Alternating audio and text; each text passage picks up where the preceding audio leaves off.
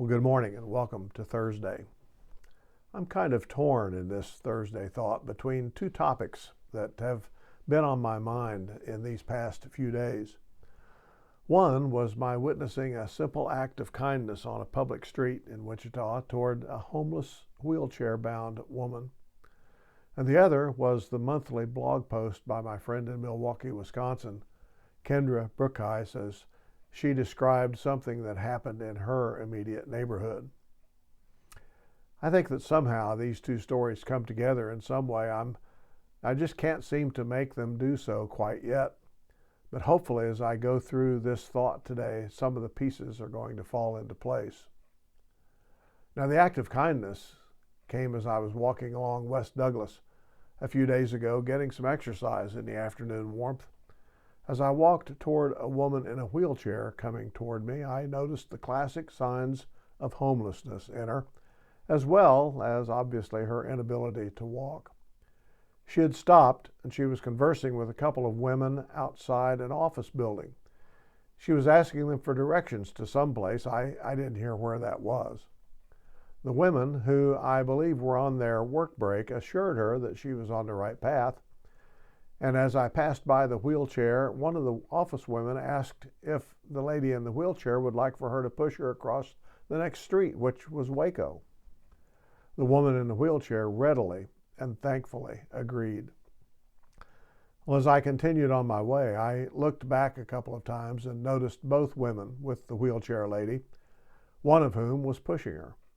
And I noticed that they got her across the street ahead of them, and then I lost sight of them.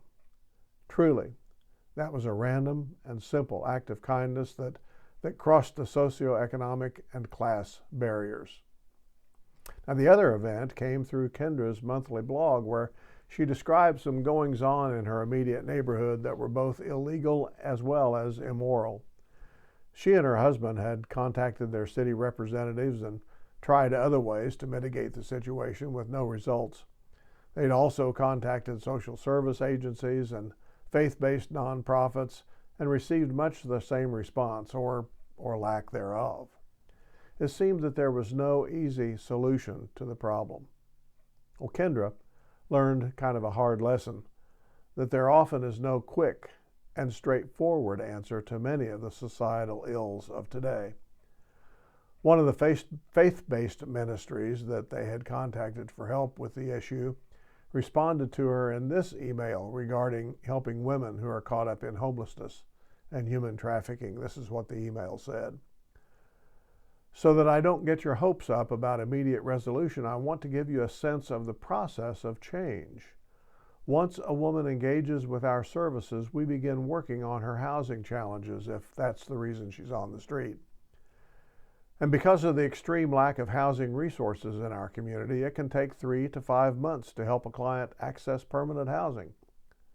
If a client is open to shelter, that can usually be achieved in days to a couple of weeks. And there's a similar challenge with substance abuse treatment. The waiting lists for inpatient and residential treatment run 2 to 3 months out. Thus, a person struggling with addiction and no safe housing often has very few immediate options. However, we are assisting women every day to take the steps necessary to move into housing and move into treatment. It just takes more time than any of us would wish due to the systemic scarcity of needed resources. Well, as Kendra thinks about what she's seen in her neighborhood and the incredible difficulty in finding and providing appropriate services, she has, she says, many more questions than she has answers. Well, here are just some of those questions. I've edited some of them so you can better understand them, since I didn't really tell that entire story for you in this post. Here's some of her questions. If we never see the fruit of our work in the kingdom of God, how do we know we're even planting the right seeds? What does it look like to care? What does it look like to mistakenly believe that we can fix something or someone? What am I supposed to do when do words become empty?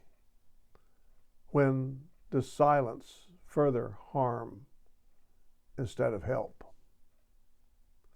Why are Christians surprised by mass exits from church? Why are Christians surprised by women, the homeless, the minorities, and the marginalized of being tired of the way they're being treated? When do our conversations about grace forget to include accountability? When do our conversations about accountability forget to include grace? Well, I'm still not just real certain where and how these two stories, the one about the random act of kindness and the one about the goings-on in Kendra's neighborhood, I'm still not sure how they connect. But I'm thinking that one way they may connect is to recall that old statement that's attributed to Edward Everett Hale. And this is what he reportedly has said: "I am only one, but I am one. I cannot do everything, but I can do something. And because I cannot do everything, I will not refuse to do the something that I can do."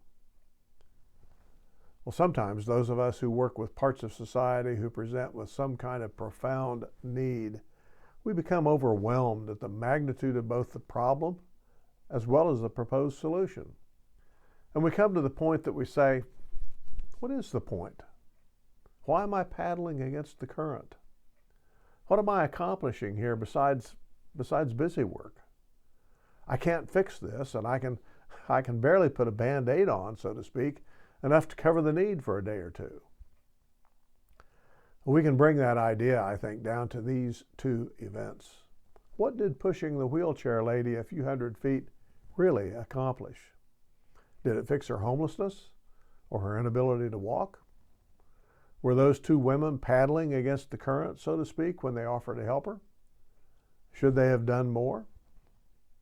And what about Kendra? She and her husband have tried many different avenues to remedy a solution, or to remedy a situation, rather, with no results. And the prospects for real resolution apparently are slim to none, given the response of that one faith-based agency. Have they been wasting their time? Should they even be involved in this situation, since what's going on in the neighborhood alleyway is said by some to be a victimless crime? Well, as Christians, we're told to plant the seeds of the kingdom. And some of us are also told to water those seeds and seedlings. But that's it, as far as I can determine. We're not told to be concerned with how to assure results, or even that we're going to know or deserve to know if our seed planting and watering are having the desired effect. We're just told to plant and to water. Leave the rest to God, who will give the increase. And I think that applies well in both of these situations. We can do something. We can plant the seeds of the kingdom. We can water them. We may or may not ever see the increase that God has assured is going to happen. And we will have to be content with that. Blessings.